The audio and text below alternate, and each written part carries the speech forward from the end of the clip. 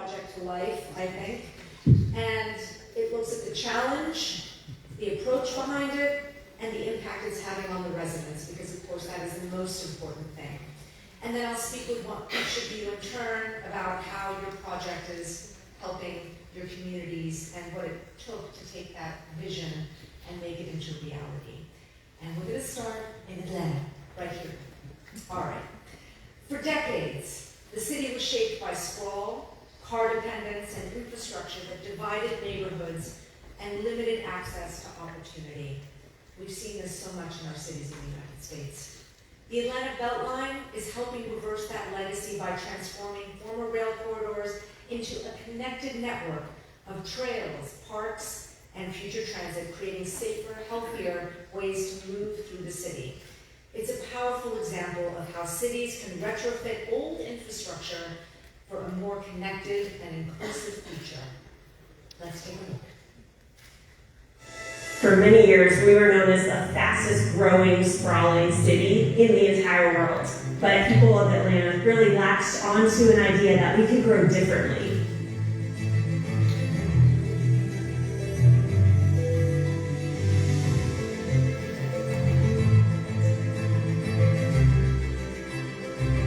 We are an amazing city, but one of the challenges for us is traffic and congestion. The Beltline is so important for the whole health of our city because it's comprehensive with trail transit, economic development, affordable housing, and sustainability.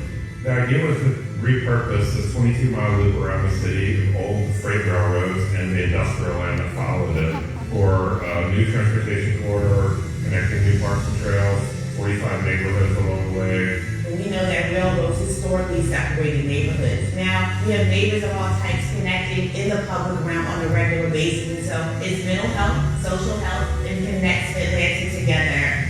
We've seen industrial parcels of land now become vibrant places where we've got restaurants, new residences. We've got new small businesses cropping up. To have grown up here, to have 2 businesses here, I have so many friends that have businesses on the Beltline. It's important for all of us to continue to support each other, and the ripple effect is natural. It brings so much joy, the different arts and different exercise, activities are just right here. It's made it easier for us to not own a car. The Beltline and Arboretum bring back a healthy environment to the city of Atlanta with more plant diversity, reduced carbon, pollinator insect diversity, and a healthier landscape. People that build this community have affordable housing, grocery stores, banks within walking distance to better the lives of those families that need affordability in the area. We call this a legacy project. People will be able to use this so that they could live, work, play, educate here 20 years, 50 years, hopefully 100 years from now. When we love where we live, we feel differently about the place, we behave differently, and that is the quality of life that we want for everyone.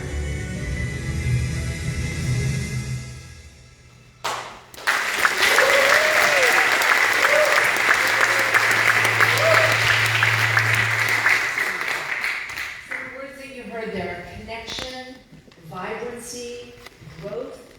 I mean, these are all words that are so vital to our communities. Can you tell me how you turned an idea into a project that millions of people now use every year? Yeah, thank you for the question. I think 2 things come to mind just to simplify the project. One of the key elements that these kinds of projects need is massive community-wide support. And we host any number of seminars and outreach to the community to figure out exactly what they want and what they need. As the video indicated, it was not really designed to be an infrastructure project, right? Because if you showcase this to the community, the thing that the community is going to ask is, so what is the highest and best use of infrastructure, right? And they get to dictate and determine that. So widespread community support is central. The other piece of that is making sure that you've got a dedicated funding stream. These projects take money. You've got to have a dedicated funding stream to use to design the project, to build it, to construct it, and even to acquire the land, right? And our dedicated funding stream was called the tax allocation distribution stream. So once we got widespread community support, we then elicited the support of the City Council, Atlanta Public Schools, and also Fulton County to create that 25-year dedicated funding stream. And I'll say a third is also probably proof of concept, right? I'm a visual person. When people can see, when investors can see, when philanthropic organizations can actually point to a segment and say, this is what Atlanta's about, they're more likely to invest. So it's foundational, again, community-wide support, having a dedicated funding stream, we've got that in place for 25 years of the project, and then finally having that proof of concept to bring in other investors. Just briefly, now that this project obviously has been there, it's been working, you've been able to see the impact, what would you say for other cities that are considering doing something like this? What would you say the best outcome of this has been? The best outcome has probably been that we've proven that it's possible, and that we have reconnected 45 communities that were not connected before the Beltline came into play. And so now we've got those communities who can use the Beltline to live, to work, and to play. And I like storytelling. I'll share a brief story. I was at a seminar, I cut through the sauce and the nuance, but I was at a seminar, there was a couple, they were talking about the value of the Beltline in their life. And I was talking about when COVID happened, there was actually talk about closing down the Beltline. Go figure, right? People need to get out. There was talk about closing down the Beltline because, let's face it, none of us knew, what's COVID all about. It was thought that the Beltline could potentially be a super spread. And so we had an epidemiologist who was on the mayor's task force, was adamant about not closing down the Beltline.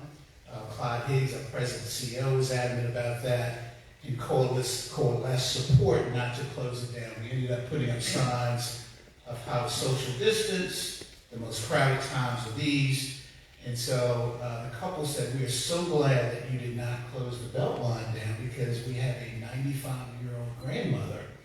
And many of her friends have moved on, have passed away, and she said that if the Beltline had closed down, she is confident and does not think she would have been able to make it. So the ability to get out, experience the trail, better your health was central to her life and the life of so many others. Round of applause.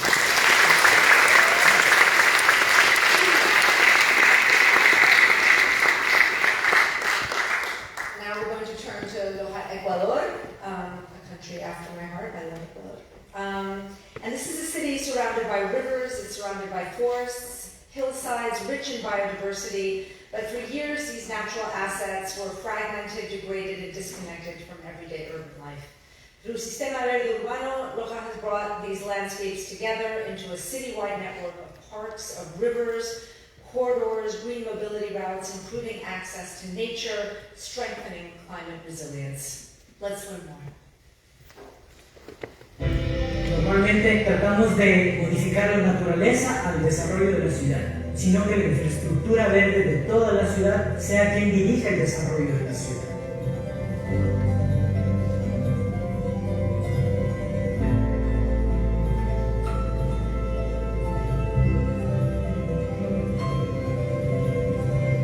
El Sistema Verde Urbano es una red interconectada de parques, de corredores verdes, de avenidas con vegetación masiva, plazas, ciclovías, y que todo este conjunto conlleve a que sea una ciudad mucho más resiliente y compatible con el ambiente. El Sistema Verde Urbano es esta articulación de núcleos y conectores, enfocado precisamente a elementos naturales y seminaturales, y precisamente que esta sea la base de la planificación de la ciudad. Es muy importante poder encontrar ese equilibrio de naturaleza y ciudad, donde la ciudad funciona como una esponja, en donde todo esto nos ayude a verlos a los verdes como espacios realmente de naturaleza, que cumplen una función en el ecosistema urbano. Estas zonas eran sitios abandonados, ahora tenemos un lago, tenemos zonas de camping, hay lugares donde se puede hacer deporte, ha contribuido a que tengamos una vida más activa, más sana. Las áreas verdes nos dan tranquilidad, sosiego, una forma de sentirnos seguros. Para mí ha representado un factor fundamental, que nuestra ciudad esté limpia, que no haya contaminación. los espacios verdes dentro de la ciudad, que es lo más importante, donde la gente nos unimos todos para hacer una sociedad. Podemos utilizar la bici como medio de transporte para transportarnos y conectarnos. Las áreas de conservación justamente son nuestras primeras barreras ante los efectos del cambio climático.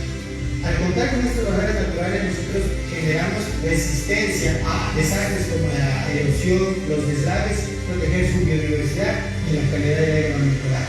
Es un tema mundial que todos tenemos el mismo objetivo: recuperar y conservar lo que tenemos ahora. Aquí no es fundamental que se pueda efectivamente generar una ciudad que volvamos los ojos a la naturaleza, porque esa es la única manera de no perder todo.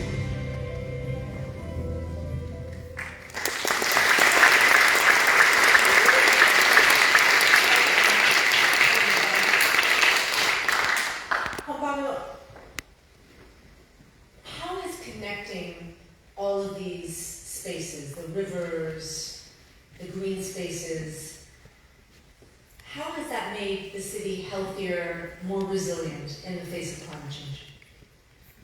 Okay, thank you. Congratulations for the 5 cities. Well, as you saw in the video, connecting these spaces, rivers, parks, mega parks, these green corridors, make us understand that we have to use the nature as the infrastructure to reconnect the city with the urban areas. And the idea of this project is not only make the city look better. Actually, Loja is beautiful, but the main idea is that this use of the nature allows us to address many challenges, like safeguard the riversides and take care of the sources of water. And for example, for socially, it's a lot of people to have access for good and good quality spaces so they can walk and cycle, and it's very important, it's essential for the health, mental and physical for the people. And in the perspective of the mobility, it encourages the people to choose more sustainable ways of moving. And finally, it makes us understand that the green spaces not have to see only a decoration of the city. It becomes to the backbone of the plan of the planification of the city. Yeah. Was it hard to convince people to support this?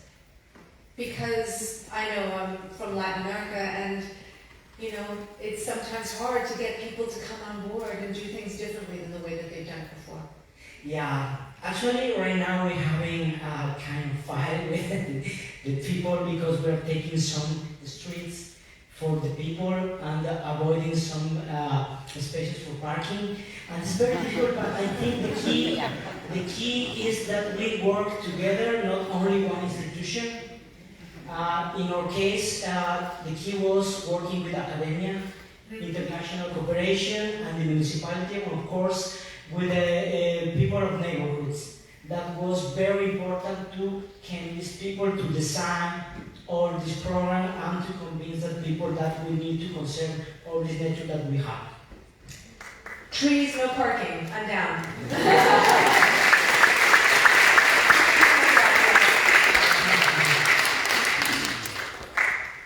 Next, we go to Makassar, Indonesia. In this fast-growing coastal city, more than 40% of residents live in informal settlements where flooding, unsafe water, and limited sanitation create daily risks to health and mobility. Revitalizing informal settlements in environments known as ciudades, is that right? Yes. Takes a different approach, working with residents to design decentralized water and sanitation systems tailored to the realities of these neighborhoods. Salah satu prasyarat hidup sehat itu adalah lingkungan. Jadi dengan adanya perubahan pada lingkungan itu akan berkontribusi terhadap fondasi dasar untuk sehat.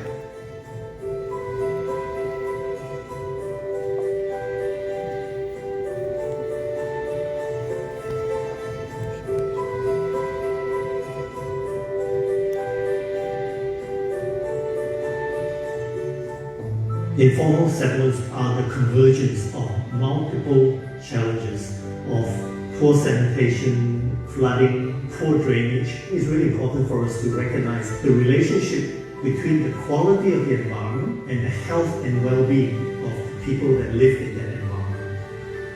RISE uses nature as infrastructure. We're delivering constructed black water treatment wetlands that provide a filtering function and remove pollutants so that black water can be released into the environment safely or reused for other purposes. Jadi selain sanitasi, kita juga melakukan improvement terhadap lingkungan, kemudian kita sesuaikan pathway atau jalan di sekitar lingkungan warga, itu diharapkan dapat mampu mengurangi dampak banjir. Tahun itu saya dorong saya dulu itu tergenang dengan air, tapi sekarang saya sudah bisa contoh pergi pasar, sekarang bisa langsung ke depan rumah naik motor. The participatory design approach has been critical in RISE's success. It was really important that we respect and listen to the local residents, understand best what the challenges are and what the opportunities are. Bersama-sama dengan warga mencoba meletakkan di mana posisi yang paling bagus untuk infrastruktur ini, dan kita juga melanjutkan proses operation and maintenance. Jadi proses kolaborasi di sini sangat kental. Jadi untuk melihat perubahan kita menggunakan desain yang disebut dengan randomized control trial. Dan menggunakan kontrol ini, yang pertama kita melihat bahwa perubahan yang terjadi nantinya itu betul-betul karena intervensi. This enables us not just to give immediate benefits to the residents by delivering infrastructure now, but also to scale. Program RISE ini bukan hanya untuk kota Makassar, tapi program RISE ini untuk dunia. Saya sendiri merasa sangat bangga karena kita melihat impact langsung dari kesehatan, lingkungan yang lebih terjaga, dan kualitas hidup masyarakat yang kita selalu rasakan sendiri.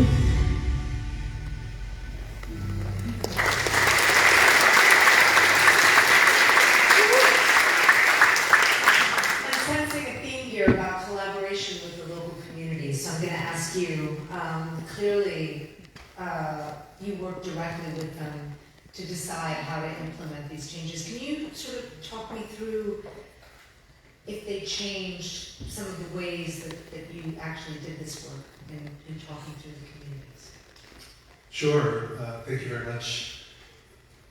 Working with communities changed everything about the design and the delivery of the infrastructure. It was absolutely central to what we were really trying to do. So RISE was delivering site-specific infrastructure, which then means, of course, really understanding how people live, how water moves in each specific community, how people feel they can take care of the infrastructure over the long term. So, in real terms, this meant a lot of workshops, household consent, taking designs back to community members for feedback. It meant training sessions for operations and maintenance, and this, we think, not only delivered sort of better infrastructure, but infrastructure that people can understand, they can trust, and that can serve them, and they can take care of it for the long term. So the other sort of, I guess, important element of this is that it is a randomized controlled trial, so a large, very large research program, probably the first of its kind at that scale, and that's been delivering a lot of evidence, and in particular, evidence around the co-design, building social cohesion in communities. And we know that social cohesion, in a way, is an absolutely pivotal, central element in long-term resilience. So beyond the infrastructure, there's about a huge element about how communities can respond to challenges, whatever they may be. Can you just explain what you mean by social cohesion? That because they were unified around the project, that meant that they were forming connections, that they were able to work together. Is that what you? Yeah, that's exactly right. So social cohesion or sometimes called collective efficacy, is about the ability of a community to come together to solve problems collectively, whether it is about raising community funds to be able to deploy when the challenge is present, or to be able to speak up as a collective to local government for those challenges. So that's really important. Thank you so much.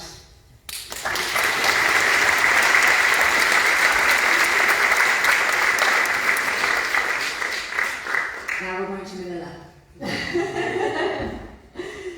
In a country where only a small share of people own cars, transport systems have long prioritized private vehicles, leaving millions of commuters and transport workers with unsafe, unreliable ways of getting around. The Move as One coalition is working to change that by bringing commuters, workers, and advocates together to push for safer streets and better public transport.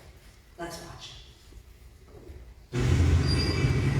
For decades, people had great difficulty moving around their cities, but their voices were not getting heard. We need a more democratic space to reflect the needs of users.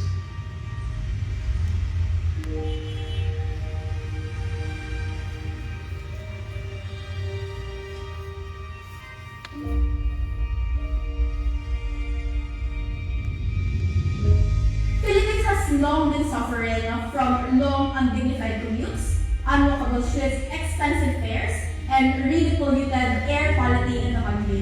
When the pandemic happened and public transport completely collapsed in the Philippines, that's when we realized we have to really do something about this.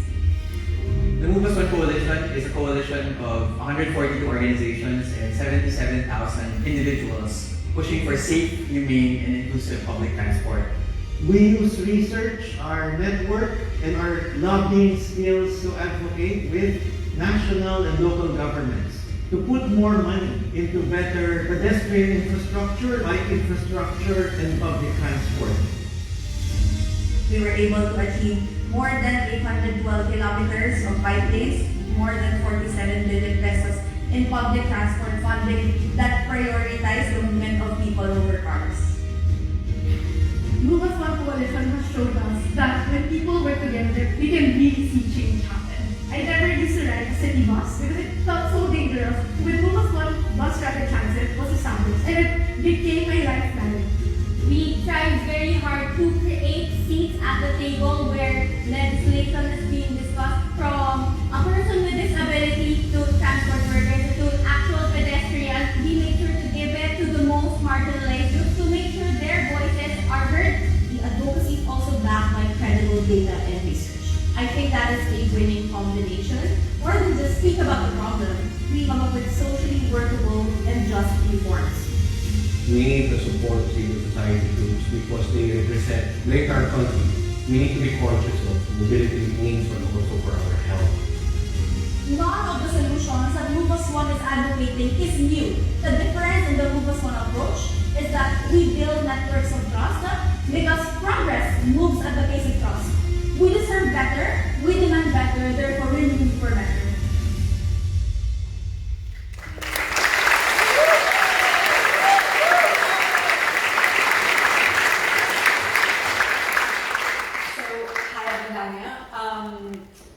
What's remarkable about this work is that it brings together so many different voices, right? I mean, you have commuters, workers, planners, advocates, all these different organizations spanning so many places.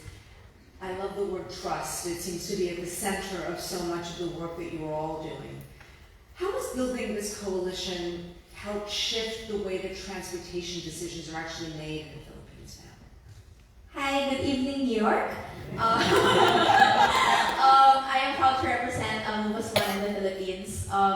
In our country, as you've seen earlier, 94% of Filipinos commute, bike, and walk. But our roads and transport systems are designed for the 6% who own cars. And although some of them might not be intentionally trying to make it difficult for the rest of us, we do know that some of the most critical decisions in transport policy making are made by decision makers insulated inside their private vehicles, protected from the dangers of the roads systems that they designed. Move as one changed the narrative. We flipped the script. We are loud, we are vibrant, and we are unstoppable.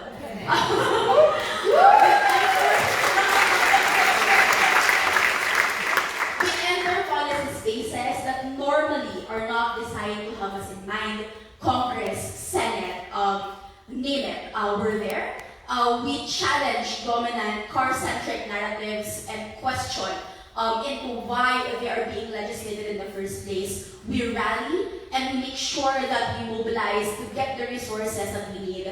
As long as there are Filipinos who believe that we don't need to settle, who believe that our pedestrians don't need to struggle in the safety of our roads, who believe that our elderly and persons of disability do not need to climb steep overpasses and footbridges, and commuters and transport workers who deserve dignified livelihood and commute, we will continue to fight. Thank you. I'm going to follow up by asking about you. Because you are an incredible spokesperson for your community. Why did you get involved in this? Oh, I am a daughter of a transport worker. So I am one of the daughter of the drivers. I grew up in shipping terminals in the Philippines, and I've seen firsthand how poor and how undignified the livelihood is for people like my father, and how commuters are left with no choice but to scramble and compete with each other for scraps in terms of public transport supply. I usually thank also my colleague here, Ken, who dragged me into this and really inspired the rest of the movement. I think during the pandemic, it was critical that Filipinos organize. The entire public transport system collapsed. The public transport was banned all over the country. Only those who have cars were able to move in our streets. And there we realized that we need to demand better. There's no way that this can continue during the pandemic and even after the pandemic. So Ken, I, and many of our co-organizers, Ate Zach is also here, Kuya Benji, co-organized together. Thank you so much. Another round of applause.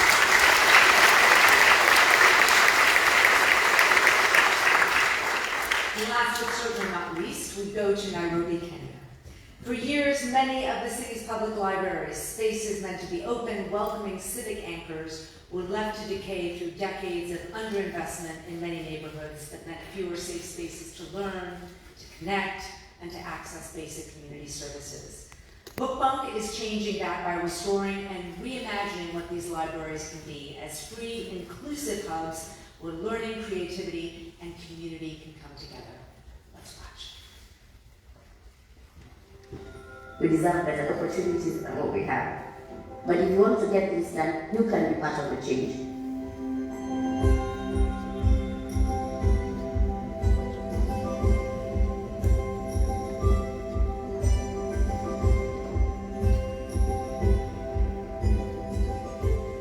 I've seen firsthand what it means for people not to have access to knowledge and resources, and for that to be determined by what they're able to afford.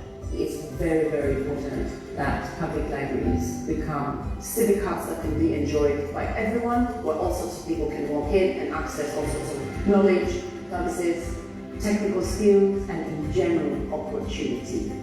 People mistrust public spaces because they're just not safe, they're not secure, they're not dignified.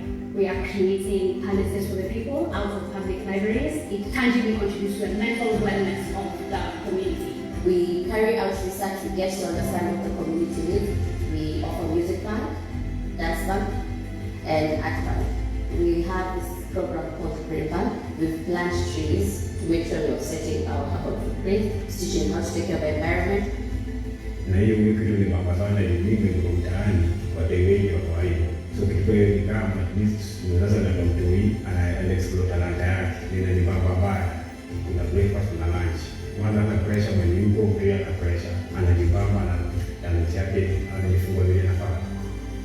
Part of my team were part of the restoration work. Some of them got jobs. Now they're under Bookbunk and they have something that they can feed their families with. They have a job to come to. When I graduated, there was nowhere else to go. because of the library, it's a space where you can come, learn, anyone can use the Wi-Fi. It's like access to resources when you don't really have much money. It's also central to Nairobi. The good is there in the community. They are able to see the action that have been done, the results that have come from the park. It has brought in a breath of life to libraries.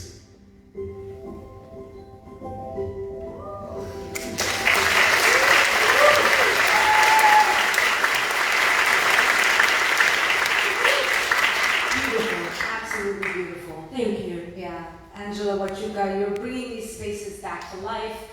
You are making them central to your communities. People feel trust, they feel belonging. You can see that in the images. What did residents tell you early on about what they needed, and how did that influence how you designed this? Thank you. Good evening, everyone. It's such a pleasure to be here, and thank you for that question. A little bit of context. Kenya's median age is 20, and Nairobi, therefore, is a young, fast-growing city. You're talking about a majority of young people who are navigating a city that's not always designed for them. And so when we asked them what they needed, we were somehow surprised by the answers. Because most of it was around public utility. It was toilets, it was also Wi-Fi, it was longer operating hours, it was also security. And so at the heart of what was needed in these public libraries was to feel safe, but also a place where people can enjoy very dignified experiences. And so that became a guiding principle of how we've designed our programming. We ask people questions about exactly what it is that they want from these libraries, and we set about to design them with dignity really at the core of it. A lot of young people also told us that they wanted these public libraries functioning as spaces for art. And so you see that reflected in the arts programming that we're offering, and the context for that is that for about 20 years now, this is not something that's been available in the public schooling system. And so libraries play such a crucial role in the sense that they become great equalizers, spaces where people can enjoy all of these services without any kind of regard to if they have any money in their pocket. And so that became a guiding principle for our design. We knew that we had to earn trust first by fixing what was broken, the public utility of public libraries. And so we set out to do that. And since then we've seen really great results, and in terms of numbers, 250% jump in usage since we started the work, which is a great testament to the role of public libraries and how equalizing they are for everyone.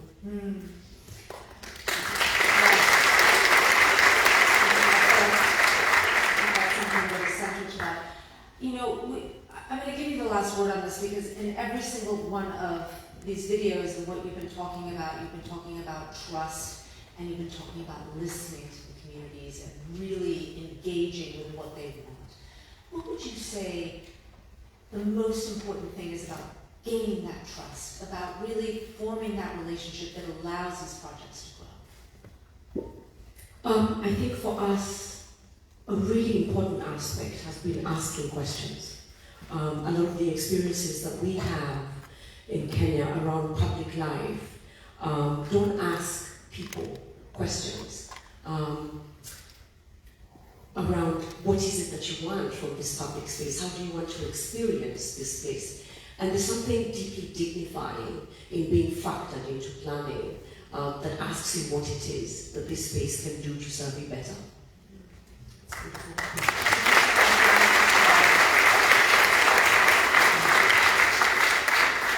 All right, so I'm going to ask you to, one more time, give a round of applause for all the organizations.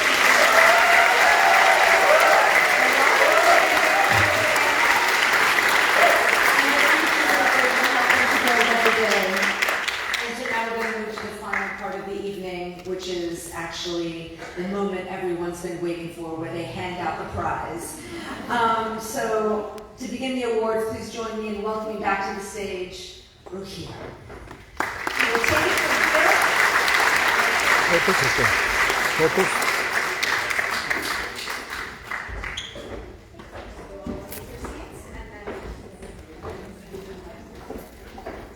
Wow, this were a beautiful group of people, or a group of beautiful people that puts a lot of passion and energy of their lives in changing the lives of other people. We heard very, very different stories, from restoring rivers and libraries to transforming transportation and informal settlements. But what they all share, and I really appreciate that in your heartfelt stories, your passion behind the project, is that you all bring enormous amount of commitment to the project. And we as the Ross Center know from our own experience that, you know, the positive message and the hope that you portray here, you know, goes really up and down, right? You work for years, the project can turn against you, but you manage to bring it all to a great result. You've been testing ideas and you've been working with communities. We heard that a lot, building trust, working with communities to turn this sort of ambition visions into reality. So one more time, an applause for all of you.